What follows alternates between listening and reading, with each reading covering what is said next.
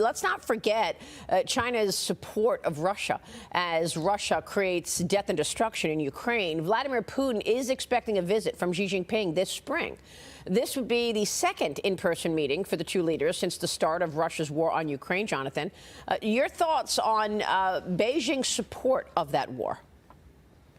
Well, that's right, Maria, and you and I have been talking about this for quite some time now, and Beijing is absolutely behind this war. I mean, they're essentially bankrolling Putin through trade. I mean, they're the ones who are buying his energy, and their companies are still there. I mean, the whole list of Chinese corporates is still in China, still in Russia, doing business, and the Chinese ambassador immediately after the invasion called for Chinese companies to step in and essentially capture market there as Western companies were stepping out. So, there's economic support, there's diplomatic support, there's an enormous amount of ideological support, and they're playing a relatively successful double game by continuing to sort of lead us along by the nose, thinking that perhaps there will be a rift in the Russia-China relationship. There's no rift. Yeah. They got started on this nearly 10 years ago. I mean, in 2014, when Putin seized Crimea, and then China began building the islands in the South China Sea that have been fully militarized now. I mean, they've been pushing against American interests in Europe and Asia in a coordinated way for a decade. Their military exercises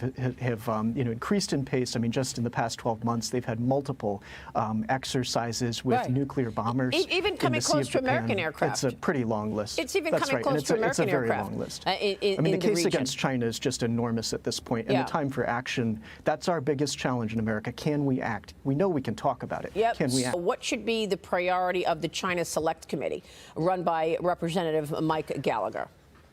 Economic strategy. America needs a theory of victory in the economic arena, and we need to do containment. And you do that along the lines of technology. That's started. The Biden administration has started with the export controls, and you have to cut down U.S. investment into China. And I think we have to hold the capital flows and their creators accountable. I mean, things like MSCI and BlackRock, which are continuing to create investment vehicles into our primary adversary. I would have them in front of that committee if I were Mike. Well, it's a great point. I'm glad you raised it, because what we are essentially doing is we are funding the expansion of communist China with all of these ETFs and index funds that are investing in the very companies that are tied to the Chinese Communist military that may very well turn on America at some point as well.